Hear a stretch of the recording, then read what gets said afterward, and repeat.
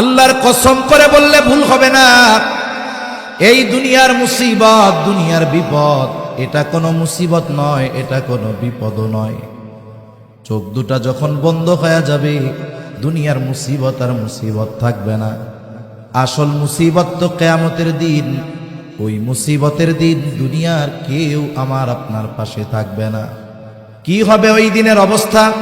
আল্লাহ তাআলা কোরআনুল কারীমের মধ্যে একটা চিত্র তুলে ধরে বলেন, ইয়াউমা ইয়াফিরুল মারউ মিন আখিহি ওয়া উম্মিহি ওয়া আবিহি ওয়া সাহিবাতিহি ওয়া বানিহি লিকুল্লি ইমরিইম মিনহুম ইয়াউমাইযিন শা'নুন ইউগনি। আল্লাহ তাআলা বলেন, কিয়ামতের দিন ভাই ভাইয়ের থেকে পলায়ন করবে। ওয়া উম্মিহি ওয়া আবিহি, পিতামাতার থেকে পলায়ন করবে। ওয়া সাহিবাতিহি ওয়া বানিহি, স্ত্রী সন্তানদের থেকে পলায়ন করবে। অথচ এই দুনিয়ায় একটা মানুষ মা বাবার চেহারা দেখলে অন্তর শীতল হয়ে যায়, সন্তানের বাবা ডাক শুনলে হৃদয়টা শীতল হয়ে যায়, স্ত্রী সন্তানের চেহারা দেখলে চক্ষু দুইটা শীতলতা লাভ করে। কিন্তু কিয়ামতের দিন কেউ কারো সাথে দেখা হোক এটা কামনা করবে না। প্রত্যেকটা মানুষ নিজের চিন্তায় বিভোর থাকবে, সকলেই চিন্তিত থাকবে। আমার আপনার নবীজিও সেই দিন চিন্তিত থাকবে। সবাই চিন্তিত থাকবে নিজের জন্য, আর নবীজি চিন্তিত থাকবেন তার উম্মতের নাজাতের জন্য। সেই দিন মানুষেরা এমনটাও আল্লাহ তাআলার কাছে বলবে, আল্লাহ, সারা দুনিয়ার সব মানুষকে জাহান্নামে দিয়ে হলেও আপনি আমাকে মাফ করে দেন। সেই দিন সকলে নিজের নাজাতের চিন্তা করবে, নিজে বাঁচার চিন্তা করবে। আর ওই দিন নবী কি করবে? একবার নবীজি দৌড়ায় চলে যাবেন হাউজে কাউসারের কাছে। না জানি তার কোনো উম্মত পানি পানে মাহরুম হয়ে যায়। আবার দৌড়ায় চলে যাবেন পুলসিরাতের কাছে। না জানি কোনো উম্মত পুল পাড়ি দিতে ব্যর্থ হয়ে যায়। আবার দৌড়ায় চলে যাবেন জাহান্নামের কাছে। না জানি কোনো উম্মতকে জাহান্নামে দিয়ে দেওয়া হয়। আবার একবার চলে যাবেন মিজানের কাছে। না জানি কোনো উম্মত ওজনে ধরা পড়ে যায়। আবার যখন সুপারিশ করার দরকার, আল্লাহ তাআলার কাছে সে বারবার উম্মতের জন্য সুপারিশ করতে থাকবে। সব নবী সবাই জান্নাত অভিমুখে রওনা হয়ে যাবে, জান্নাতের দোরগোড়ায় পৌঁছায় যাবে। জান্নাতের দরওয়াজা বন্ধ। জিজ্ঞাসা করা হবে, কি ব্যাপার, জান্নাতের দরজা খোলো না কেন? জান্নাতের পাহারাদারেরা জবাব দিবে, যিনি আসলে খোলা হবে, তিনি আসেন নাই। কে সে? বলে, মুহাম্মাদুর রাসূলুল্লাহ সাল্লাল্লাহু আলাইহি ওয়াসাল্লাম। কোথায় তিনি? হাসরের ময়দানে উম্মতের নাজাতের চিন্তায় চিন্তিত। নবী ততক্ষণ পর্যন্ত জান্নাত অভিমুখে রওনা হবেন না ততক্ষণ না তার ওই উম্মত, যার মধ্যে যারা পরিমাণ ঈমান ছিল, তার ব্যাপারেও যতক্ষণ না আল্লাহ তাআলার পক্ষ থেকে জান্নাতের নিশ্চয়তা নবী পাবেন, ততক্ষণ পর্যন্ত নবী নিজে জান্নাতের উদ্দেশ্যে রওনা হবে না। এখন বলেন, ওই মুসিবতের দিন বাবা চিনবে, মা চিনবে, সন্তান চিনবে, কেউ চিনবে না। কিন্তু নবীজি আমাকে আপনাকে ভুলবে না। তাহলে বোঝা গেল নিঃসন্দেহে নবীজি আমাদেরকে সবচাইতে বেশি ভালোবাসে। এইরকম প্রত্যেকটা নবী তার উম্মতকে ভালোবাসে। উম্মত যদি পাপীও হয়, মুহাব্বতের কারণে এই ভালোবাসা থেকে যায়। ইব্রাহিম আলাইহিস সালাম উম্মতের প্রতি ওই মুহাব্বতের দাবি নিয়ে আল্লাহ তাআলার কাছে বলতেছে, ওয়ামান আসানি ফাইন্নাকা গফুরুর রহিম। ইব্রাহিম আলাইহিস সালাম বলে, আর যে আমার আনুগত্য করে নাই সেও তো আমার উম্মত। ইব্রাহিম আলাইহিস সালাম মূলত এই কথা বলতে চায়, আপনি তো গফুর, আপনি তো রহিম, আপনি তো অতিশয় দয়ালু, পরম দয়ালু, আপনি তো ক্ষমাশীল। আপনি যদি চান আমার এই গুনাহগার বান্দাগুলারে, উম্মতগুলাকেও মাফ করে দিতে পারেন। সুবহানাল্লাহ। মূলত এই দোয়া করতেছে, কারণ একই কথা ব্যক্তি স্থান পরিবর্তনের কারণে বাক্যবিন্যাস, শব্দবিন্যাসের পরিবর্তন ঘটে কি ঘটে না? মনে করেন আমি যদি একজন ছোট মানুষকে এই কথা বলি, মসজিদে নামাজ পড়তেছে, ফ্যান চলতেছে, ছোট মানুষ, যে আমার বয়সে ছোট, আমি বের হয়ে যাচ্ছি, ও ছাড়া মসজিদে আর কেউ নাই, ছোট মানুষ। ওরে আমি বললাম, এই শোনো, বের হওয়ার সময় তুমি ফ্যানটা বন্ধ করে বের হবা।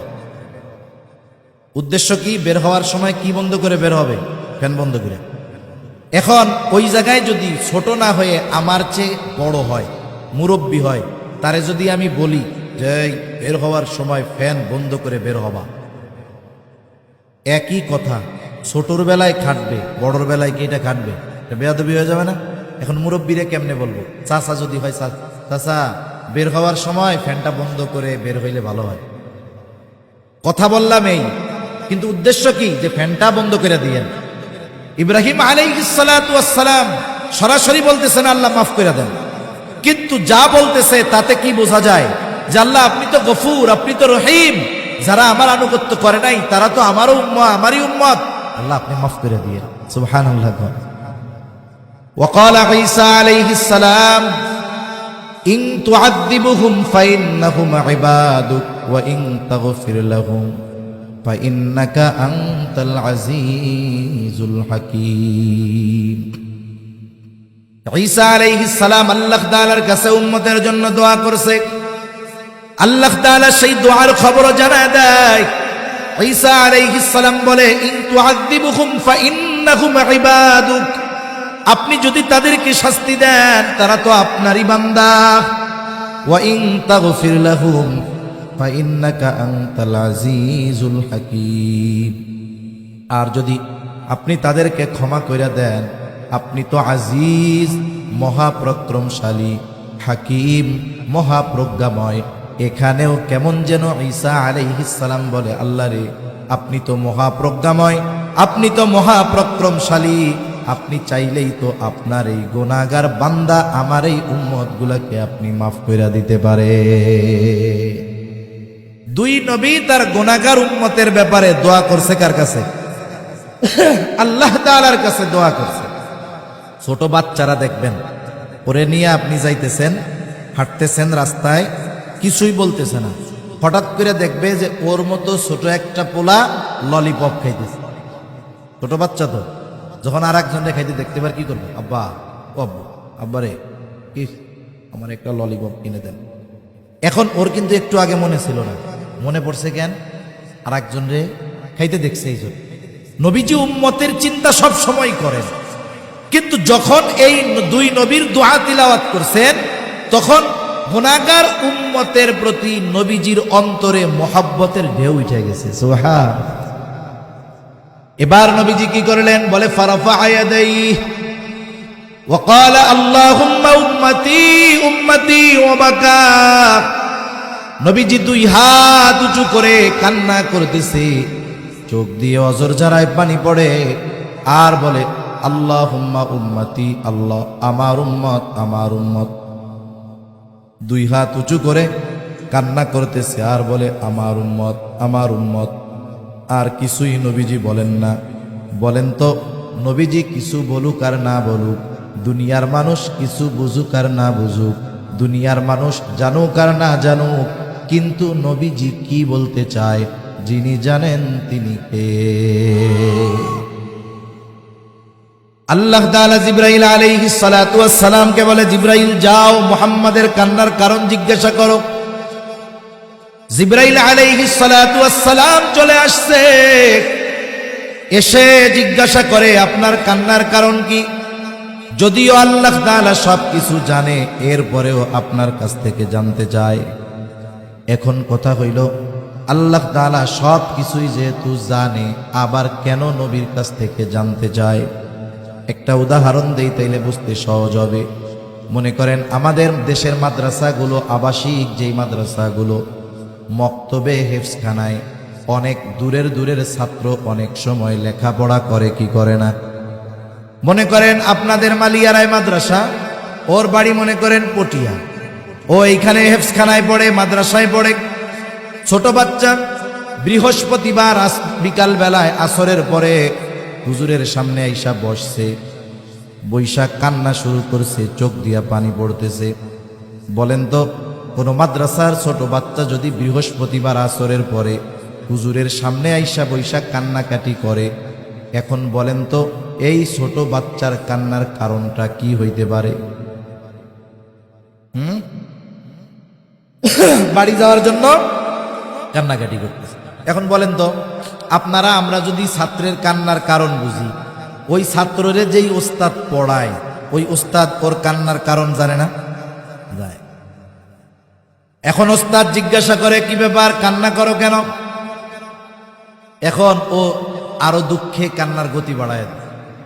মনে মনে চিন্তা করে, আমি যে কেন কাঁদতেছি, হুজুর বোঝার পরেও কেন জিজ্ঞাসা করে? এই দুঃখে এখন কান্নার গতি আরো বেড়ে গেছে। এখন আরো বেশি কান্না করতেছে। হুজুর বলে, যতই কান্নাকাটি করো কোনো লাভ হবে না। কি জন্য কাঁদতেছো আগে এটা কও। এইবার ছোট বাচ্চা কান্না বিজড়িত কণ্ঠে বলে, হুজুর আমার আম্মুর জন্য আমার একটু কলিজার মধ্যে পড়তেছে, একটু দেখতে মন চায়। আমার ছোট ভাইয়াটারে দেখতে মন চায়, বোনটারে দেখতে মন চায়, আমি একটু বাসায় যাব। এইবার হুজুর একটা হাসি দিয়া বলে, ঠিক আছে যাও, আগামীকাল আসরের পরে মাগরিবের আগে মাদ্রাসায় চলে আসবা। এখন কথা হলো, ওই ছাত্র কি জন্য কান্না করে, কি বলতে চায়, ওস্তাদ জানার পরেও ছাত্রর মুখ দিয়ে কেন শুনতে চায়? বলে এটা ওস্তাদ ছাত্রের একটা মহব্বত, ভালোবাসার বহিঃপ্রকাশ। তাহলে নবী কেন কান্না করে আল্লাহ তাআলা সব জানার পরেও কেন শুনতে চায়? বলে এটা হলো আমার আপনার নবীর প্রতি আল্লাহ তাআলার মহব্বতের বহিঃপ্রকাশ। অনেক সময় অনেক কিছু জানার পরেও প্রিয়জনের মুখ দিয়ে শুনতে মনে চায়। নবীজি এইবার জিবরাইল আলাইহিস সালামকে পাইয়া একেবারে প্রাণ খুইলা সব বলছে। যেমন দেখেন, মেরাজের সময় যখন আল্লাহ তাআলার কাছ থেকে নবীজি হাদিয়া নিয়ে ফিরছে, হাদিয়াগুলার মধ্যে একটা কি 50 ওয়াক্ত নামাজ। এখন মুসা আলাইহিস সালাম বলতেছে, আপনার উম্মত 50 ওয়াক্ত অসম্ভব, আপনি যে কমাই নিয়ে আসেন। এখন কমাইতে কমাইতে আছে কয় ওয়াক্ত? 5 ওয়াক্ত। মুসা আলাইহিস সালাম কি বলছে, যে এইটাও ঠিকমতো পারবে না, আপনি আবার যান। নবীজি বলছে কি, আমার আর যাইতে মন চাইতেছে না, লজ্জা লাগছে। তার মানে বোঝা গেল কিছু কিছু সময় আছে আমরা জানি যে ওনার কাছে গেলে কাজ হবে, কিন্তু ওনার সম্মান, ওনার মর্যাদার দিকে তাকিয়ে ওনার কাছে বলতে একটু ইতস্ত বোধ হয়। কিন্তু আমি এটাও জানি যে আমি কি বলতে চাই উনি সেটা জানে, ঠিক কিনা বলে? কথার কথা এটা আমি কেমনে বুঝি? মনে করেন এক যুবক বিবাহ করতে চায়। যুবক কি চায়? বিবাহ করতে চায়। এখন বাড়ি খালি বিয়ের ফজিলত শোনায়, বাপরেও শোনায়, মারেও শোনায়, বিয়ার ওয়াজ টোয়াজ শোনায়। মাঝে মধ্যে কয়, চুল দাড়ি সব পাইকা গেল রে, কপালে মনে হয় নাই। এখন এইরকম 2-4 কথা শ্রবণ করবার পরে বাবা যদি অন্য রুম থেকে যদি শুনে, তাহলে বাপ বুঝতে পারবে না মূলত ছেলে বিয়ে করতে চাইতেছে। এখন বাপও বুঝে ছেলে বিবাহ করতে চায়। এখন এই ছেলে বাবার কাছে গিয়ে নিজের বিবাহের কথা বলতে লজ্জা পাবে কি পাবে না? ছেলেও বুঝে যে আমি যে বিয়ে করতে চাই, আব্বা বুঝতে পারছে, আব্বাও বুঝতেছে ছেলে বিবাহ করতে চায়। কিন্তু এরপরেও বাপ ছেলের মোহাব্বত, ভালোবাসা সব ঠিক আছে, কিন্তু বাবার সম্মান, অবস্থানের দিকে তাকায়া এই জানা কথাটাই দুইজনের সামনাসামনি আলোচনা করতে একটু ইতস্তবোধ লাগে। কিন্তু যদি ওই পোলার একটা দুলাভাই থাকে, কথা বুঝেননি? এখন ওই ছেলের বাবা দুলাভাইরে বলতেছে, আর কি শ্বশুরেও নারে বলতেছে, যে তোমার শালার তো বাপ সাপ ভালো না, কি করতে চায়, কি বলতে চায়, তুমি একটু জিজ্ঞাসা করো তো। এখন আপনার কাছে আইসা বলতেছে যে, কিরে তোমারে নাকি রোগে ধরছে, এখন কি রোগ ধরছে এবার আমারে কও। এখন বলেন তো, দুলাভাইয়ের কাছে শালা প্রাণ খুইলা সব কথা বলতে পারবে কি পারবে না? কেন? বলে সম্পর্ক আছে এই জন্য। যতই দুলাভাইয়ের সাথে সম্পর্ক থাক, দুলাভাইয়ের চাইতে কি বাপ মোহাব্বত বেশি করে না কম করে? নিঃসন্দেহে বেশি করে। আল্লাহ তাআলা জিবরাইল আলাইহিস সালামকে পাঠাইছে, জিবরাইল আলাইহিস সালামের কাছে কি বলবে নবী, এটা আল্লাহ তাআলা জানে, নবীও জানে, আমি যা বলবো আল্লাহ তাআলা সব জানে। কিন্তু জিবরাইলের সাথে তো নবীজির এমন একটা সম্পর্ক যে কথাটা অন্তর থেকে মন খুইলা, প্রাণ খুইলা সব এনার কাছে বলা যায়। সব কথা জিবরাইল আলাইহিস সালামের কাছে বলছে। জিবরাইল আলাইহিস সালাতু ওয়াস সালাম আল্লাহ তাআলার কাছে গিয়ে বলে, আল্লাহ আপনার হাবিবের কান্নার কারণ হইল তার উম্মতের চিন্তায় তিনি কান্না করেন। আল্লাহ তাআলা সব কথার জবাব এক কথা দিয়ে জানায় দিলেন যে যাও মুহাম্মদকে গিয়ে জানায় দাও আমি অচিরেই তাকে তার উম্মতের ব্যাপারে সন্তুষ্ট করব, আমি তাকে তার উম্মতের ব্যাপারে অসন্তুষ্ট করব না। সেই জন্য নবীজি যখনই সুযোগ পাইতেন উম্মতের ব্যাপারে আল্লাহ তাআলার কাছে বলতেন। মেরাজে গেছেন, নিজের জন্য নিজের পরিবারের জন্য বলেন নাই, ওইখানে গিয়েও আমার আপনার নবী আমাদেরকে ভুলে যান নাই। এই নবীর উম্মতের প্রতি এমন দরদ, উম্মতের দ্বারা আঘাতপ্রাপ্ত হওয়ার পরেও তাদের ব্যাপারে তিনি বরদোয়া করেন নাই। তায়েফের ঘটনা এটা আমাদের সকলের জানা আছে। তায়েফের মানুষেরাও নবীজিকে পাথর দিয়ে এমন ভাবে আঘাত করেছে, নবীজিকে যেই পাথরগুলো দিয়ে আঘাত করেছে ওগুলো ছোট ছোট ছিল না, বড় বড় ছিল, ধারালো ছিল, চোখা ছিল। যখন ওই ধারালো পাথর, চোখা পাথর নবীজির গায়ে আঘাত করেছে, গায়ের মধ্যে ক্ষত হয়েছে, রক্ত বের হওয়া শুরু হয়ে গেছে। রক্ত বেয়ে বেয়ে পড়ে শরীরের পোশাক ভিজে গেছে। এবার গা বেয়ে বেয়ে, পা বেয়ে বেয়ে রক্ত জুতার মধ্যে ঢুকে ওই রক্ত শুকায়া জুতা নবীজির পায়ের সাথে আটকে গেছে। সারাদিন নবীজি দাওয়াত দিয়েছেন, এই ক্লান্ত দেহ নিয়ে, রক্তাক্ত দেহ নিয়ে নবীজি পড়ন্ত বিকালে আঙ্গুর বাগানের পাশে একটু বিশ্রাম নিচ্ছে। জিবরাইল আলাইহিস সালাতু ওয়াস সালাম হাজির, এসে বলে ইয়া রাসূলুল্লাহ, এই কওম আপনার সাথে কেমন আচরণ করেছে আপনার মালিক সব জানে। আমার সাথে নতুন একজন ফেরেশতা এসেছে যে ইতিপূর্বে কখনো আসে নাই। নবীজি বলেন, ওই ফেরেশতা আমার কাছে আসলো, আমাকে সালাম দেওয়ার পরে বলে ইয়া রাসূলুল্লাহ, এই কওম আপনার সাথে কেমন আচরণ করেছে আপনার মালিক সব জানেন, সব দেখেছেন। তিনি আমাকে আপনার আদেশ পালন করার জন্য পাঠিয়েছে। আপনি যদি আমাকে আদেশ দেন, আপনি যদি আমাকে নির্দেশ দেন, তাহলে দুই পাহাড় দিয়ে এদেরকে এমন ভাবে পিষে দেওয়া হবে এদের কোনো অস্তিত্ব থাকবে না। এখানে যে একটা জনবসতি ছিল, জনপদ ছিল, একেবারে অস্তিত্বহীন হয়ে যাবে। আপনি যদি শুধু আদেশ দেন, দুই পাহাড় দিয়ে এদেরকে পিষে দেওয়া হবে। এই কথা বলবার পর নবীজি একটু আরাম করতেছিলেন, এবার নবীজি উঠে বসলেন। এই ফেরেশতার কথার জবাবে নবীজি কি বলেন? নবীজি বললেন, বাল আরজু আই ইয়াখরুজাল্লাহু মিন আসলাবিহিম মান ইয়াবুদুল্লাহ ওয়াহদাহু ওয়া লা ইউশরিকু বিহি শাইআ। নবীজি কেমন যেন বলতেছে, শোনো, তুমি তো আমাকে বলতেছো আদেশ দেন, দুই পাহাড় দিয়ে এদেরকে পিষে দেই, কিন্তু শুনে নাও, আমি তো এদের ব্যাপারে আল্লাহ তাআলার কাছেই আশা পোষণ করি যে আল্লাহ তাআলা এদের মধ্য থেকে এমন এক প্রজন্ম বের করবে, এমন এক সম্প্রদায় বের করবে যারা এক আল্লাহর ইবাদত করবে, তার সাথে কারো শরীক করবে না। আমি তো এদের থেকে এইটা আশা করতেছি, এরা ঈমান আনে নাই ঠিক আছে, কিন্তু এদের মধ্য থেকে আল্লাহ তাআলা হয়তো এমন মানুষ বের করবে যারা আল্লাহর ইবাদত করবে, আল্লাহর সাথে কারো শরীক করবে না। একটু চিন্তা করে দেখেন, যেই উম্মত দুনিয়ায় আসে নাই, ওই উম্মতের প্রতিও নবীজির কেমন ভালোবাসা ছিল। নবীজি তার কথার দ্বারা কিয়ামত পর্যন্ত যত মুমিন উম্মত আসবে সকলের প্রতি ভালোবাসার বার্তা নবীজি দিয়ে গেছে। নবীজি পথ চলতেছেন, সাথে অনেক সাহাবায়ে কেরাম। হঠাৎ করে নবীজি বলেন, আমার ভাইদেরকে দেখতে মন চায়।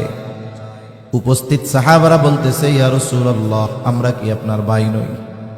নবীজি বলেন, না, তোমরা হইলে আমার সাথী। তাহলে আপনার ভাই কারা? বলে, আমার পরে আমাকে না দেখে যারা আমার উপরে ঈমান আনবে তারা হলো আমার ভাই। এইবার চিন্তা করে দেখেন যে আল্লাহর নবী ভালোবাসার বার্তা আমাদেরকে জানায় দিয়ে গেছে। এখন বিষয়টা হলো এইরকম, একটা হাদিস বলতে গেলে লম্বা সময় কথা বলা যাবে, কিন্তু কিছু বিষয় এইরকম আছে, একটা বিষয় হাজার মানুষের বলার চাইতে অনেক সময় একজন ব্যক্তির বলাটা বেশি গ্রহণযোগ্য হয় না? এরকম মনে করেন আগের আমলে, অনেক আগে, যখন প্লেন সচরাচর এরকম ছিল না, অনেক সময় মানুষের মোবাইল ছিল না, দেখা যাইতো না, কথা বলতো না, অনেকে শুনতাম বিদেশে গেছে বিয়া কইরা আসছিল, বিদেশে গেছিল যখন, বিদেশ থেকে একবার আসছে, যখন আসছে সে ছিল অবিবাহিত, বিয়া কইরা বিদেশ গেছে, বিদেশ থেকে যখন আসছে হলো দাদা হইয়া। কথা বুঝেন নাই? মানে একবারে 15-20 বছর থেকে আসছে। ওই জামানায় ছবি তোলার পাঠানোর মোবাইল কিছুই ছিল না। এক চিঠি পাঠাইতো, 6 মাস পরে, 1 বছর পরে, 12 বছর পরে পৌঁছাইতো। ঠিক কিনা বলেন? এই যে কয়েকদিন আগে, কয়েক মাস আগে মনে হয় দেখলাম এক লোক নাকি অনেক আগে সে এক জায়গায় চাকরির জন্য ইন্টারভিউ দিচ্ছে, আল্লাহর বান্দার চাকরিও হয়ে গেছে। এখন তার চাকরির যেই লেটার এটাও তারে পাঠায় দিছে, কিন্তু দুর্ভাগ্যবশত ওইটা পোস্ট অফিস থেকে তার বাড়িতে আর আসে নাই, আসছে গিয়ে 40 বছর পরে, বাংলাদেশের মধ্যেই। কয় বছর পরে আসছে? চাকরি ঠিকই হয়েছিল, চিঠি ঠিকই পাঠাইছিল, কিন্তু আসতে লাগছে কত বছর? 40 বছর। এখন আগেও এরকম অনেক সময় ছিল। তা ওই লোক মনে করেন বিদেশ থেকে আসছে, এখন এসে বিবাহ শাদী কইরা 6 মাস থাইকা আবার চলে গেছে, একটানা 18 বছর। ইতিমধ্যে আল্লাহ তাআলা তাকে একটা সন্তানও দান করছে। এখন সন্তান 18-19 বছরের যুবক, উনিও ফোন মোবাইল নাই তো, উনি চিন্তা করছে হঠাৎ করে বাড়ি গিয়ে আমি সবাইরে অবাক বানায় দিব। উনি এবার আসছে, বাড়িতে আসতে আসতে অনেক রাত, বাড়ি আইসা গভীর রাত দরজা টোকা দিছে। এখন বাড়িতে যদি একটা যুবক ছেলে থাকে, গভীর রাত্রে কি মহিলারা দরজা খুলতে যাবে না? এখন ওই যুবক, তাগড়া যুবক, দরজা খুলতে গেছে। এখন দরজা খুলে দেখে একটা অপরিচিত মানুষ, ফোনেও দেখে নাই, ছবিও দেখে নাই। বাপরে কি চিনবে নাকি? চিনবে না তো। এখন দেখাই বলতেছে আপনি কে? এখন বাপও চিন্তা করছে একটু মজা করি, পোলা তো আমার, বুঝতেই পারতেছে, বলে তুমি আমারে চিনবে না, তোমারে আমার মা চিনবে। এখন বলেন তো, এইরকম কথা যদি বলে ওই ছেলে চিন্তা করবে, এই আমার মা যাদেরকে চিনে আমিও তো সবাই চিনি, তুই কেডা? এইবার দেখা যাবে বাঁশ একটা নিয়ে মাথায় বাড়ি মেরে ফাটাইয়া দিতে যাচ্ছে। ইতিমধ্যে মা আওয়াজ শুনে দৌড় দিয়ে চলে আসছে, কি হয়েছে রে, কি হয়েছে? এখন আয়শা দেখে যে ছেলে লাঠি নিয়ে কারে জানি মাথা ফাটাই দিবে, বাইরে কে? এখন তাকায় দেখে তার স্বামী। সাথে সাথে বলতেছে, বাবা তুমি কোনারে চিনো না, এই যেই তো তোমার আব্বা। এখন বলেন তো, একটু আগে যেই ছেলেটা ওনার মাথা ফাটায় দেওয়ার জন্য লাঠি একটা নিয়ে আসছে, মা যখন বলছে যে এই যেই তোমার আব্বা, তখন মেজাজ গরম না ঠান্ডা? এবার বলতেছে আমি তোমাদেরকে একটু সারপ্রাইজ দেওয়ার জন্য এরকম করছি। এখন ছেলেটা কাকুতি মিনতি করবে না, আব্বা আপনাদের চিনতে পারি নাই, ভুল হয়ে গেছে, আমারে মাফ করে দেন, বেয়াদবি নিয়েন না। তার মানে মা যখন বলছে, অপরিচিত একজন মানুষ যাকে সে জীবনেও দেখে নাই, অথচ তার বাবা, মা যখন সাক্ষ্য দিছে সাথে সাথে এটা বিশ্বাস করেন। নবীজি আমাদের ভালোবাসেন, হাদিসের পাতায় পাতায় পাওয়া যাবে, অনেক হাদিস বলা যাবে নবীজি আমাদের প্রতি কেমন ভালোবাসা নবীজি। এখন আসেন সব কিছু বাদ দেন, নবীজি যে আমাদের ভালোবাসে, এই ভালোবাসার সাক্ষ্য স্বয়ং যিনি দিয়েছেন তিনি কে? একটু হৃদয়ের কান দিয়া শুনলে, একটু খেয়াল দিয়া শুনলে ভালোবাসার গভীরতাও বুঝতে পারবেন। আসলে নবীজি আমাদের কত ভালোবাসে এটা আমরা পরিমাপ করতে পারবো না। আল্লাহ তাআলা সেই ভালোবাসার কথাই সূরা তাওবার এই আয়াতের মধ্যে বলেন। আল্লাহ তাআলা বলেন, লাকাদ জাআকুম রাসূলুম মিন আনফুসিকুম আজিজুন আলাইহি মা আনিতুম হারিসুন আলাইকুম বিল মুমিনিনা রাউফুর রহিম। আল্লাহ তাআলা বলেন, লাকাদ জাআকুম রাসূলুম মিন আনফুসিকুম, তোমাদের মধ্য থেকে তোমাদের জন্য এমন একজন রাসূলের আগমন ঘটেছে। কেমন সেই রাসূল? আল্লাহ বলতেছেন, 1 নাম্বার আল্লাহ তাআলা বলেন, আজিজুন আলাইহি মা আনিতুম, তোমাদের জন্য যেটা কষ্টের সেটা তারও জন্য কষ্টের। নবী হলেন সমব্যথী, আজিজ। অনেক সময় বলে না, ও আমার আজিজ, মানে সম্পর্কটা এরকম, বন্ধুত্বটা এরকম যে বন্ধুর যদি কষ্ট হয় আর এক বন্ধুও সেই কষ্টটা অনুভব করে। এখন কথা হইতে পারে কষ্ট আমাদের, নবী এটা অনুভব করে কেন? আরেকটা উদাহরণ দেই, বুঝতে সহজ হবে। আপনাদের যদি কারো ছোট বাচ্চা থাকে, তারা এই বিষয়টা আরো বেশি বুঝবেন। একটা বাচ্চা যখন একেবারে দুগ্ধপোষ্য 1 মাস 2 মাস 3 মাস বয়স, বাচ্চার প্রতি মায়া মোহাব্বত ভালোবাসা থাকে কি থাকে না? কিন্তু ওই বাচ্চার যখন 9 মাস 10 মাস 1 বছর বয়স, আব্বু আব্বু ডাকে। বলেন তো 3 মাসের বাচ্চার চাইতে আব্বু ডাকা বাচ্চার প্রতি মোহাব্বত বেশি না কম? এইবার যখন বাচ্চাটা আর একটু বড় হয়, 1.5-2 বছর বয়স, মোহাব্বত আরো বাড়ে। কারণ ওই ছোট বাচ্চা তখন একটা কথা বলার আগে 10 বার আব্বু ডাকে। এই ডাকটা মা মা, আম্মু আম্মু, আব্বু আব্বু, এই ডাকটা মা বাবার সন্তানের প্রতি গভীর ভালোবাসার সৃষ্টি করে।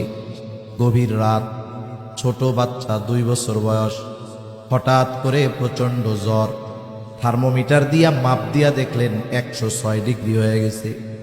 গভীর রাত, ডাক্তারের দোকান খোলা নাই, আপনার ডাক্তার বা হসপিটালের কাছে যাওয়ার কোনো উপায়ও নাই, সুযোগও নাই। গভীর রাত, অপেক্ষা করতে হবে সকালবেলায়, এরপরে বাচ্চারে নিয়ে ডাক্তারের কাছে যাবেন।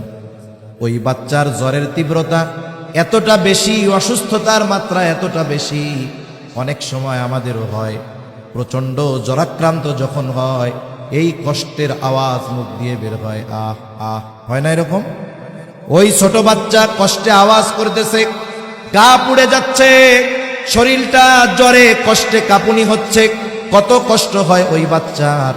ওই পাশে বসা মা বাবা, আমার তো মনে হয় জ্বরের কারণে ওই ছোট বাচ্চার যত কষ্ট হয়, ওই বাচ্চার কষ্টটা দেখে মা বাবার তার চাইতে আরো বহুগুণ বেশি কষ্ট হয়। এই অনুভূতি, এই অনুভব, এটা একজন মা একজন বাবা ওনরাই চিন্তা করতে পারে। আমাদের সময়ও আমরাও মনে হয় গল্পটা বা কবিতাটা পাই নাই। সম্রাট জহিরুদ্দিন বাবর মোগল উপমহাদেশে ওয়ালা হুজুরদের ওনাদের পছন্দ হয় না, জানেন আপনারা? এটা ওনাদের পছন্দ হয় না আফগানিস্তানের শাসকদের। এখন এই সুলতান জহিরুদ্দিন বাবর, সম্রাট জহিরুদ্দিন বাবর একজন বুজুর্গ মানুষ ছিলেন। হুমায়ুন অসুস্থ হয়ে গেছে, ছোট বাচ্চা না, তখন হুমায়ুন অনেক বড়। বাবার সন্তানের প্রতি কেমন মোহাব্বত মায়া। এই জহিরুদ্দিন বাবর সন্তানের অসুস্থতা, বিভিন্ন জায়গা থেকে হেকিম ডাক্তার কবিরাজ, ওই জামানায় যেই চিকিৎসার ব্যবস্থা সব করাইছে, সবাই ব্যর্থ, সবার এক জবাব, এই রোগের কোনো ওষুধ নাই, চিকিৎসা নাই, এই রোগের কোনো চিকিৎসক নাই। তবে মহান চিকিৎসক আল্লাহ তাআলা চাইলে এই দুরারোগ্য ব্যাধি থেকে বাঁচা সম্ভব। জহিরুদ্দিন বাবর বুঝতে পারলেন দুনিয়ার কোনো চিকিৎসায় আমার সন্তান ভালো হবে না। সন্তানের মোহাব্বত, জহিরুদ্দিন বাবর আল্লাহ তাআলার কাছে দোয়া করা শুরু করেছে, আল্লাহ আপনি আমার সন্তানের অসুস্থতা আমাকে দেন, আমার হায়াতটা তাকে দিয়ে দেন। সব কিছু তাকদীরের মুআমালাত। ইতিহাস বলে কি হলো, ধীরে ধীরে হুমায়ুন সুস্থ হয়ে উঠল, বাবর শয্যাশায়ী হয়ে গেল, শয্যায় শুয়ে পড়ছে, এখন অসুস্থ হয়ে গেছে। কিন্তু জহিরুদ্দিন বাবর সন্তানের সুস্থতায় এতটা আনন্দিত হয়েছে, সে তার অসুস্থতায় কোনো কষ্ট সে অনুভব করে না। সেই জন্য সন্তানের কষ্ট মা বাবা অনুভব করে কেন? বলে মোহাব্বতের কারণে, ভালোবাসার কারণে। এখন নবী তো আমাদেরকে মা বাবার চাইতে বেশি ভালোবাসে, এই জন্য উম্মতের কষ্ট হবে, এটা নবীর জন্য কষ্টকর।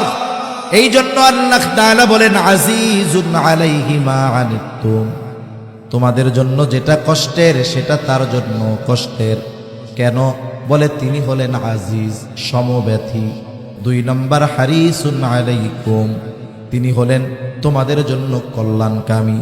নবীজি উম্মতের জন্য কি কল্যাণ, কোথায় কল্যাণ, সব সময় কল্যাণকর বিষয়গুলাই নবীজি করতেন। যেমন এক হাদিসের মধ্যে আসছে, নবীজি বলেন আল্লাহ তাআলা প্রত্যেকটা উম্মত নবীকে তার উম্মতের জন্য বিশেষ একটা দোয়া করার সুযোগ দিয়েছে। সব নবী তার উম্মতের ব্যাপারে এই দোয়া দুনিয়ায় করে ফেলছে।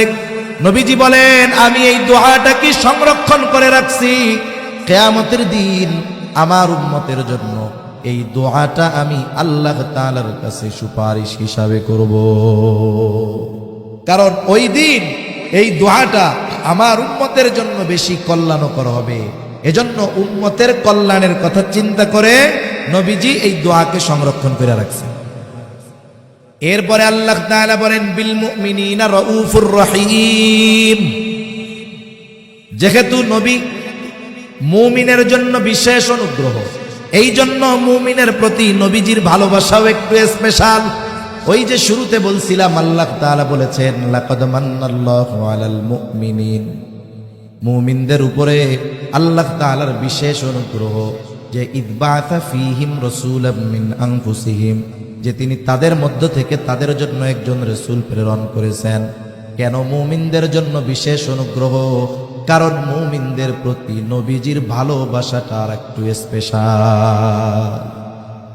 মনে করেন আপনার বাড়িতে আপনার এক আত্মীয় আসছে, আত্মীয়র সাথে ছোট একটা বাচ্চা আসছে, ওই রকম একটা বাচ্চা আপনারও আছে। আত্মীয়র বাচ্চা আর আপনার বাচ্চা কি সমান বয়সী। এখন আপনার ছেলের একটা খেলনা আছে, ওই খেলনা নিয়ে আত্মীয়র ছেলেটাও খেলাধুলা করতেছে। এখন আপনার ছেলে দিতে চায় না, এখন দুইজনের মধ্যে একটু মারামারি হয়েছে। আপনার ছোট বাচ্চাটা আপনার আত্মীয়র বাচ্চারে কি করছে, একটু মায়ের দিছে।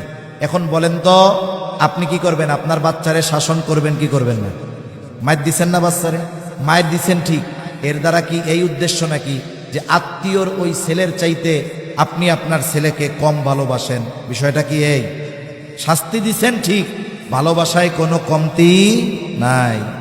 রাসূল আকরাম সাল্লাল্লাহু আলাইহি ওয়াসাল্লাম, সবাই উম্মত, সবার প্রতি ভালোবাসা আছে, কিন্তু যেই উম্মত মুমিন তার প্রতি নবীজির ভালোবাসা স্পেশাল। সুবহানাল্লাহ।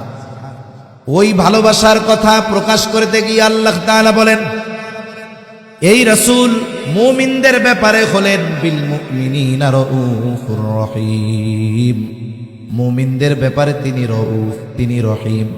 আল্লাহ তাআলার অনেকগুলো গুণবাচক নাম আছে, এই নামগুলোর মধ্যে অন্যতম দুইটি নাম হলো রউফুর রহিম। দুনিয়ার কোনো মানুষ, দুনিয়ার কোনো মাখলুক রউফুর রহিম হতে পারে না। বুঝে থাকলে একটু জবাব দিবেন, রউফুর রহিম কে? আরো জোরে বলেন না কে?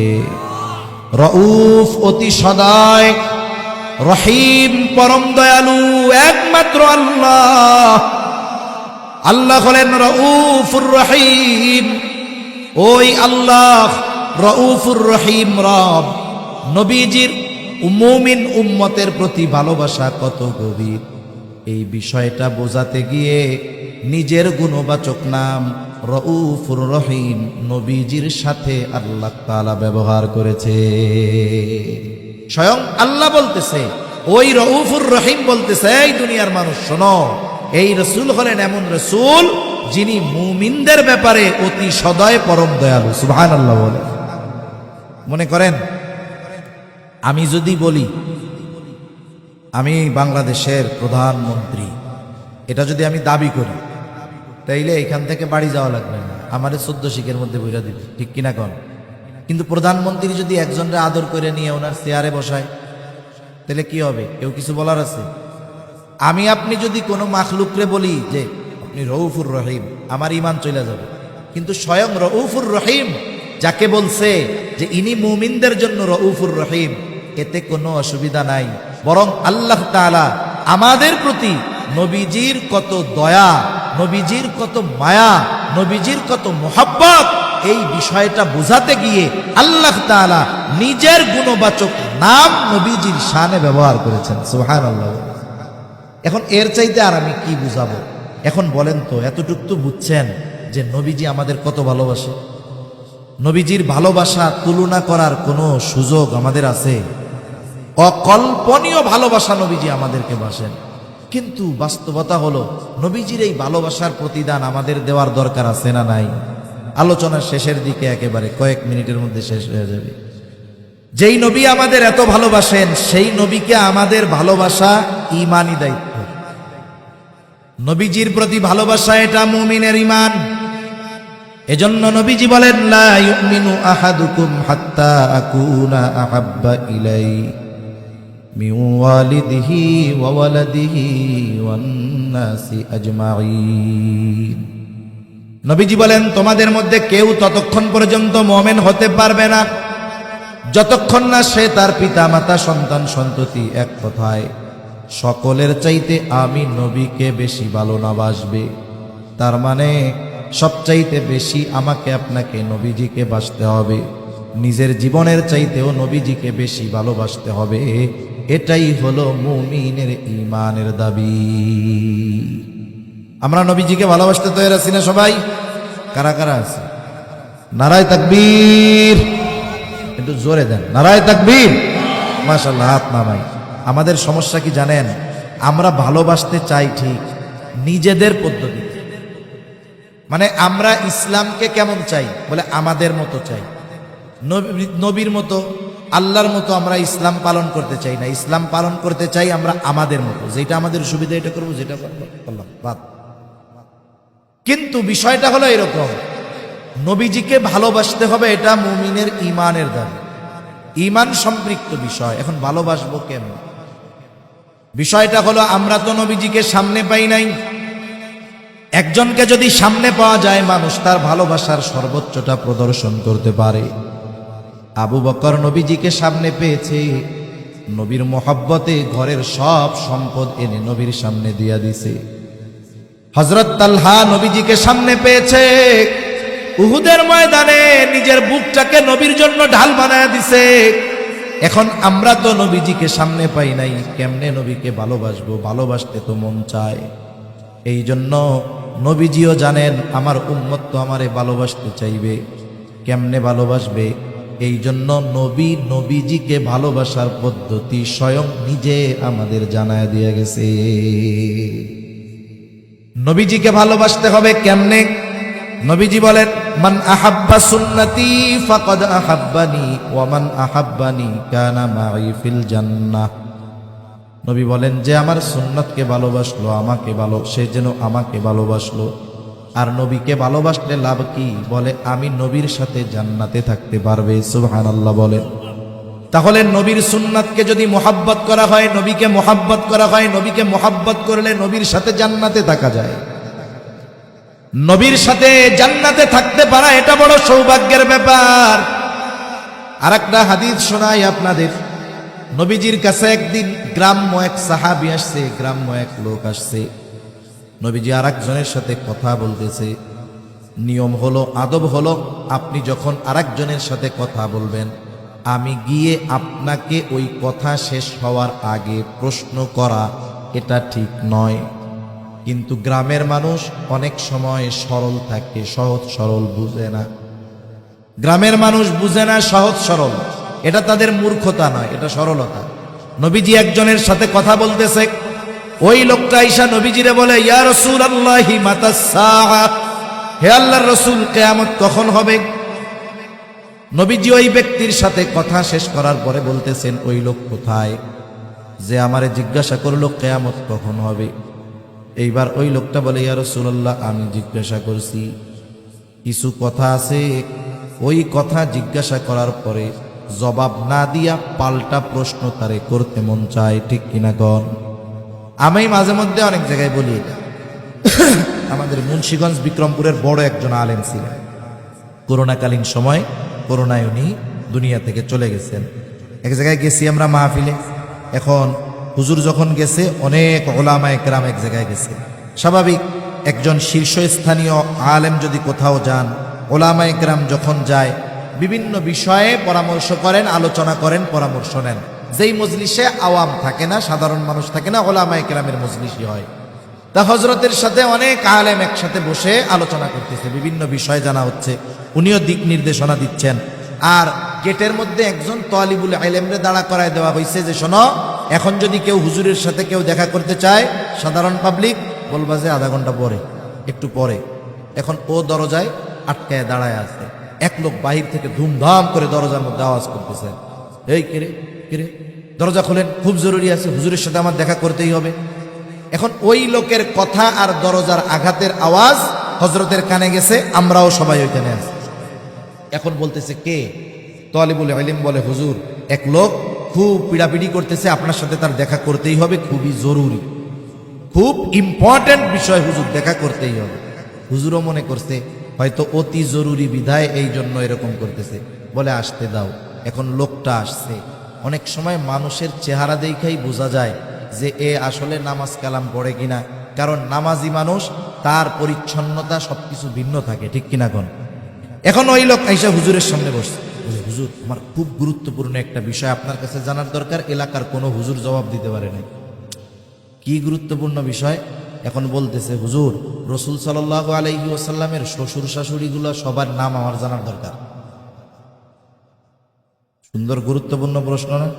কবরে রাখার পরে এই জায়গা থেকে 2-4টা জিজ্ঞাসা করবে, তো কি বলে জিজ্ঞাসা করবে? হুজুরও তো বিচক্ষণ মানুষ, বলে তোর জবাব দিব, তুই আগে আমারে দোয়াই কোন শুনি।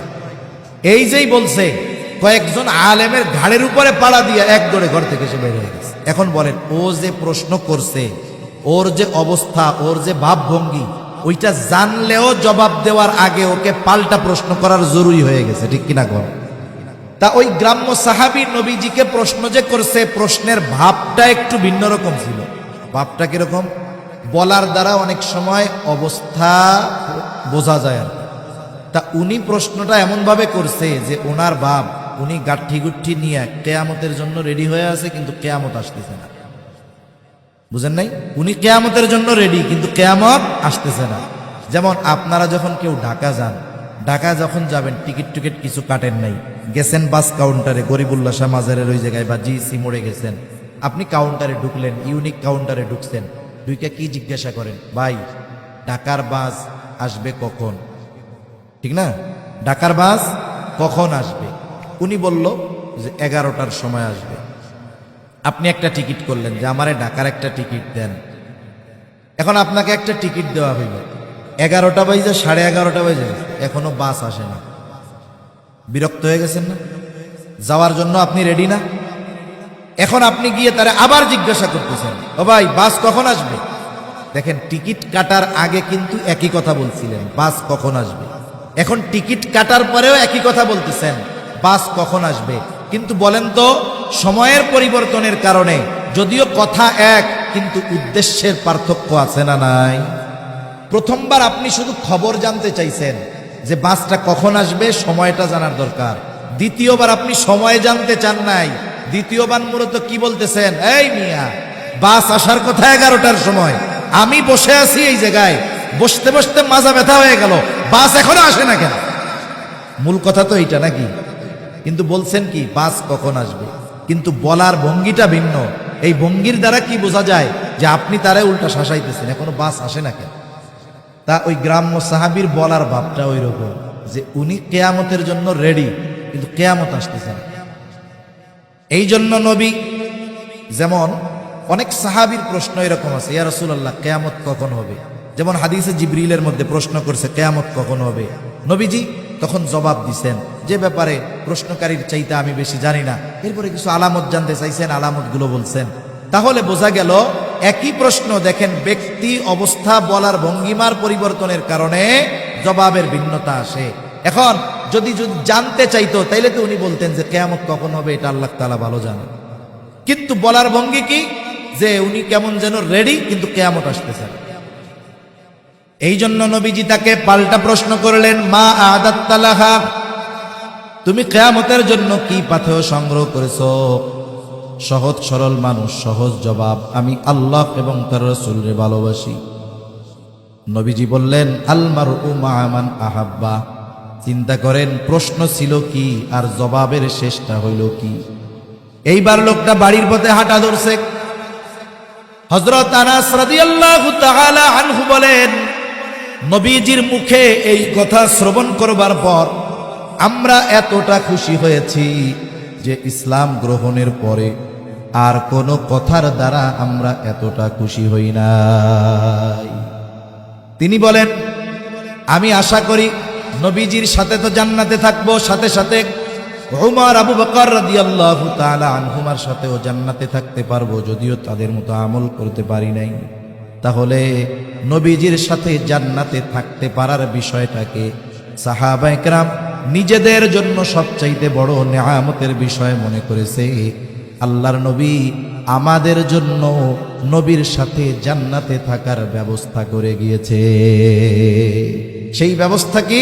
নবীর সুন্নাতকে মহব্বত করতে হবে, তাহলে জান্নাতে নবীর সাথে থাকা যাবে। এখন কথা হইল, অফারটা তো জান্নাতে, আগে তো জান্নাতে ঢুকতে হবে, ঠিক কিনা বলেন? অফারের খবর তো পাইলাম, কিন্তু এখন সেই অফার যদি ভোগ করতে চাই জান্নাতে ঢোকা লাগবে। এখন জান্নাতে ঢোকা যাবে কেমনে? নবীজি বলেন, কুল্লু উম্মতি ইয়াদখুলুনাল জান্নাতা ইল্লা মান আবা, আমার সব উম্মত জান্নাতে প্রবেশ করবে, আবা উম্মত ছাড়া। জিজ্ঞাসা করা হলো, ইয়া রাসূলুল্লাহ, আবা উম্মত কারা? নবীজি বলেন, মান আতাআনি দাখালাল জান্নাহ ওয়া মান আসানি ফাকাদ আবা, যারা আমার আনুগত্য করবে সে জান্নাতে প্রবেশ করবে, আর যে আনুগত্য করবে না, আবা উম্মত, সে জাহান্নামে যাবে। তাহলে দুই হাদিসকে যদি একত্রিত করা হয়, সারমর্ম মূল কথা হলো, নবীর সুন্নতকে মুহাব্বতের সাথে যারা অনুসরণ করবে তারা জান্নাতে যাবে এবং নবীর সাথে থাকবে। সুবহানাল্লাহ। আর নবীর অনুসরণের মাধ্যমে কিন্তু আল্লাহর ভালোবাসা পাওয়া যায়। আল্লাহ তাআলাও বলেন, কুল ইন কুনতুম তুহিব্বুনাল্লাহ ফাত্তাবিউনি ইউহিব্বুকুমুল্লাহ। যারা আল্লাহকে ভালোবাসতে চায় তারা কি করবে? আল্লাহ তাআলা বলেন, আপনি বলেন, ইন কুনতুম তুহিব্বুনাল্লাহ, তোমরা যদি আল্লাহকে ভালোবাসতে চাও তাইলে কি করবা? আল্লাহ শিখায় দেন, আপনি বলেন ফাত্তাবিউনি, আমার অনুসরণ করো। তাহলে নবীর অনুসরণ করলে কাকে ভালোবাসা হয়? জোরে বলেন। কিন্তু আল্লাহ বলেন, হাবিব রে, আপনার অনুসরণ করলে আমাকে ভালোবাসার চিন্তা তাদের করা লাগবে না। আপনি জানায় দেন, আপনার সুন্নাতের অনুসরণ যারা করবে, ইউহিব্বুকুমুল্লাহ, স্বয়ং আল্লাহ তাআলা তাদেরকে ভালোবাসবে। তাহলে নবীর সুন্নাতের অনুসরণ করার মাধ্যমে আল্লাহর ভালোবাসা পাওয়া যায়। সুবহানাল্লাহ। আল্লাহর ভালোবাসা পাইলে লাভ কি? হাদিসের মধ্যে আসছে, নবীজি বলেন, যখন আল্লাহ তাআলা কাউকে ভালোবাসে, জিবরাইল আলাইহিস সালামকে ডাক দিয়ে বলে, ও জিবরিল, দুনিয়ার অমুককে আমি আল্লাহ ভালোবাসি, তুমিও ভালোবাসো। আল্লাহ যাকে ভালোবাসবে জিবরাইল তাকে ভালোবাসবে না, এটা হতে পারে না। এইবার জিবরাইল আসমানের ফেরেশতাদের মধ্যে ঘোষণা করে দেয়, এই শোনো, আল্লাহ তাআলা দুনিয়ার অমুককে ভালোবাসে, আমিও তাকে ভালোবাসি, তোমরাও তাকে ভালোবাসো। চিন্তা করে দেখেন, এই দুনিয়ার অনেক মানুষ এমন আছে, দুনিয়ার মানুষ তাদেরকে চিনে না, তারা সেলিব্রিটি না, দুনিয়ার কেউ তাদেরকে হয়তো চিনে না, কিন্তু ওই মানুষগুলো আসমানের সেলিব্রিটি হয়ে গেছে। আমাদের আলোচনা দুনিয়ার মধ্যে দুনিয়ার মানুষ করে, আর ওই ধরনের মানুষের আলোচনা আসমানের ফেরেশতারা করে। সুবহানাল্লাহ। নবীজি বলেন, এবার যখন আসমানের বাসিন্দারা তাকে ভালোবাসতে শুরু করে, আল্লাহ তাআলা দুনিয়ার মানুষের অন্তরের মধ্যে ওই ব্যক্তির গ্রহণযোগ্যতা আর ভালোবাসা পয়দা করে দেয়। সুবহানাল্লাহ বলে। উদাহরণ দিলে অনেক দেওয়া যাবে। এই চট্টগ্রাম পটিয়ার কৃতি সন্তান আপনাদের কাছের তৈয়ব সাহেব রহমাতুল্লাহি আলাইহি, বলেন তো, নামটা শুনলে অন্তরের মধ্যে একটা শ্রদ্ধাবোধ আসে কি আসে না? নামটা শুনলে একটা শ্রদ্ধাবোধ আসে, একটা মোহাব্বত কাজ করে। মুফতি আজিজুল হক রহমাতুল্লাহি আলাইহি পটিয়া মাদ্রাসার বানী, নামটা শুনলে অন্তরের মধ্যে ভালোবাসা জাগ্রত হয় কি হয় না? কত বছর আগে মারা গেছে, অনেক মুরব্বীরাও হয়তো তাকে দেখতে পারে নাই, অনেক এই প্রজন্ম তাকে দেখে নাই, না দেখুক তাতে কি, কিন্তু নামটা শুনলে মোহাব্বত ভালোবাসা অন্তরে আসে কি আসে না? কেন আসে? ওনার পোলাপান, ওনার আত্মীয় স্বজন তো আমাকে আপনাকে চা খাওয়ায় নাই, খোবাইব সাহেব আমাদের দাওয়াত দিয়া চা খাওয়াইয়া কয় নাই যে আমার আব্বারে একটু ভালোবাসেন। এখন কথা হইল, এরপরেও তাদের গ্রহণযোগ্যতা ভালোবাসা আমাদের মধ্যে কেন? বলে, আসমানের মালিকের ভালোবাসা যখন পাওয়া গেছে, দুনিয়ার মানুষের ভালোবাসার গ্রহণযোগ্যতা আল্লাহ তাআলা দিয়ে দিয়েছে। সর্বশেষ কথা একটু চিন্তা করেন, এই কথাটুকু নিয়ে ভাইবেন। শেষ কথা, আমার জীবনটাকে সাজাবো কেমনে? হায়াত খুব অল্প, আমাদের সকলকে চলে যেতে হবে। এই জন্য বুদ্ধিমান হলো সেই ব্যক্তি যে নিজে আখেরাতের পাথেয় সংগ্রহ করে ওই সফরের জন্য প্রস্তুত থাকে। শেষ একটা কথা বলে আলোচনা শেষ করি। বাংলাদেশের প্রত্যেকটা মসজিদে একটা লাশের খাটিয়া থাকে, ঠিক না? ওই খাটিয়ায় একদিন আমাকে আপনাকে উঠতেই হবে, কোনো সন্দেহ নাই। আমাকে আপনাকে মরতেই হবে, কোনো সন্দেহ নাই। একটু হৃদয় দিয়ে চিন্তা কইরেন, একটু ভাইবেন, যেই কথাগুলো যেটা বলি একটু চিন্তা কইরেন। আমি আপনি যখন দুনিয়া থেকে চলে যাব, মারা যাব, আল্লাহ না করুক এইখানে যদি কেউ মারা যায়, এইখানে যদি কেউ মারা যায়, তার লাশটা কিন্তু বাকি রাত যেই বিছানায় সে গত রাত্রে ঘুমায়াছিল ওই বিছানার মধ্যেও তার লাশটা উঠাবে না, ঠিক কিনা বলেন? মারা গেলে লাশটা বাহিরে রাইখা দিবে, সর্বোচ্চ বারান্দার মধ্যে নিচে ফালায়া রাখতে পারে। স্ত্রী বলবে না যে তার জন্য তো বিছানা করে বসেছিলাম, দুনিয়া থেকে তো চলেই গেল, আজ রাতটা তার বেডরুমেই খাটের উপরে লাশটা থাক, রাখবে নাকি? একটু চিন্তা করে দেখেন। আমাকে আপনাকে মৃত্যুর পরে গোসল দেওয়া হবে, কাফন পরায়া দেওয়া হবে, খাটিয়ায় করে জানাজার জায়গায় নিয়ে যাওয়া হবে। আমার আপনার জানাজা শেষ, এইবার যেই জায়গায় আমাকে একাকী ঘরে রেখে আসবে, কবরে লাশটা নিয়ে ওখানে চলে যাবে। সবাই যাবে, 2 জন বা 3 জন লোক কবরের মধ্যে নামবে, উপর থেকে 2-3 জন আমার আপনার লাশটাকে নিচে নামায়া দিবে। এই লাশটা যখন কবরস্থ করে এই সময় একটা দোয়া পড়ে, বিসমিল্লাহি ওয়া আলা মিল্লাতি রাসূলিল্লাহ। এইটা হলো কবরের ভিসা। কবরের কি বলেন তো? ভিসা। এখন অনেক সময় শুনেন না, ভিসা জালিয়াতির কারণে মামলা হইছে। এক দেশের ভিসা জালিয়াতি করছে, এখন ওই দেশের এম্বাসি আজীবনের জন্য ওই লোককে ওই দেশে প্রবেশ করা নিষিদ্ধ করে দিছে। কবরের মধ্যে আমাকে আপনাকে রাখবে, রাখার সময় বলবে বিসমিল্লাহি ওয়া আলা মিল্লাতি রাসূলিল্লাহ। আমরা হয়তো অনেকের ব্যাপারে বলেছি, একদিন আমার আপনার ব্যাপারেও এই কথাটা বলবে। এখন এই কথাটার সারমর্ম কি? বুজুর্গানে দিন বলেন, এই কথার সারমর্ম হলো যে বলা হয়, আয় আল্লাহ, আপনার নামে এমন এক ব্যক্তিকে এখন কবরের মধ্যে রাখতেছি, যেই ব্যক্তির গোটা হায়াত ওয়া আলা মিল্লাতি আই ওয়া আলা সুন্নতি রাসূলিল্লাহ, রাসূলের সুন্নাতের উপরে অতিবাহিত হয়েছে। তার মানে যখন সে মারা গেছে তখনও সে সুন্নতের উপরে ছিল, এখন তাকে কবরস্থ করতেছি, এখনো সে সুন্নতের উপরে আছে। এই কথা বলে আমাকে আপনাকে কবরে রাখা হবে, সবাইকেই রাখা হবে। ওই যে শাহবাগের মুরগি কবির, ওকেও রাখা হবে। আমার মনে হয় নাস্তিক হুমায়ুন আজাদকেও এই কথা বইলাই রাখছে। তসলিমা নাসরিন, ও তো ওর দেহ মেডিকেলে দান করে দিছে, ওর আর কি হবে? মুসলিম পরিচয় যদি হয় কবরেই দোয়া পড়ে রাখবে। আমি কাউকে কষ্ট দেওয়া আমার উদ্দেশ্য না। দেখা গেল এই দোয়াটা এমন ব্যক্তির ব্যাপারে বলা হলো যে জীবনে কোনোদিন সুন্নাতের দ্বারের কাছে যায় নাই, তার মুখের মধ্যে নবীর সুন্নাত দাড়ি নাই, জীবনে কোনোদিন সুন্নাতের পাবন্দি করে নাই।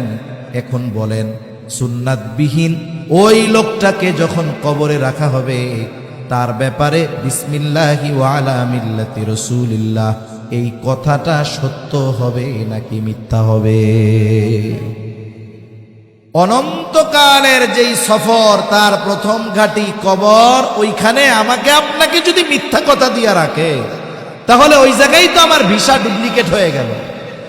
এজন্য সর্বশেষ কথা, যে আমাকে যে ভালোবাসে, আমি তার জন্য ভালোবাসার প্রতিদান দিতে, জীবনও দিতে তৈরি থাকব। সেই নবী যার জন্য আমি জীবন দিতে প্রস্তুত, আমাদের অবস্থা যদি বলে নবীর মোহাব্বতে জীবন কারা দিবা, সব দিয়া দিবে। যদি কই নবীর মোহাব্বতে জীবন আপাতত দেওয়া লাগবে না, দাড়ি নাই, দাড়িটা রেখে দেয়, বলে হুজুর পরে। এ ভালোবাসা আসলে ভালোবাসা হইল না। এ ভালোবাসাকে আসলে ভালোবাসা হইছে? যার জন্য জীবন দিতে পারবা তার জন্য তুমি দাড়ি রাখতে পারো না, যার জন্য জীবন দিতে পারবা তার জন্য তুমি সুন্নতি লেবাসে চলতে পারো না। তাইলে তোমার এই ভালোবাসা ওই সেই বন্ধুর মতো যে মুসিবতের সময় আগে বলায়। ওই ভালোবাসার যেমন দাম নাই, সুন্নাত বিহীন নবীর প্রতি যারা বলে ভালোবাসি, সুন্নাত মানতে পারি না, এই ভালোবাসারও বাস্তবতায় কোনো মূল্য নাই, ঠিক কিনা বলেন? এজন্য নবীজির সুন্নাত এটা আমাদের আখিরাতের ভিসা। আখিরাতের কি বলেন না, কারণ কবরে রাখার সময় ইমানের কথা কয়, অন্য কোনো কথা বলে, কি বলে যে নবীর সুন্নাতের উপরে রাখলাম, এটা নবীর সুন্নাতের উপরে ছিল আর এই সুন্নাতের উপরে তারে কবরে রাখলাম। সেজন্য আমি আপনি সফল তখন, আমি যখনই মারা যাই না কেন, যেখানেই মারা যাই না কেন, আমাকে যখন কবরস্থ করা হবে, আমার ব্যাপারে ওই দোয়াটা যদি সত্য হয় তাহলেই আমি সফল, তাহলেই আমি নবীর খাঁটি আশেকে রসুল। এটা ছাড়া নামে স্লোগানে আশেকে রসুল হওয়া যেতে পারে, কিন্তু পরিপূর্ণ সুন্নাতের পাবন্দি যদি না হয় তাহলে আসল আশেকে রসুল হওয়া যাবে না। আল্লাহ সুবহানাহু ওয়া তাআলা নবীজি যে আমাদেরকে এত ভালোবাসেন, এই ভালোবাসার প্রতিদান দেওয়ার তৌফিক আল্লাহ তাআলা আমাদেরকে দান করেন। সকলে বলি আমিন। ওয়া আখিরু দাওয়ানা আনিল হামদুলিল্লাহি রাব্বিল আলামিন। আসসালামু আলাইকুম ওয়া রাহমাতুল্লাহি ওয়া বারাকাতুহু। দোয়া করে দেব।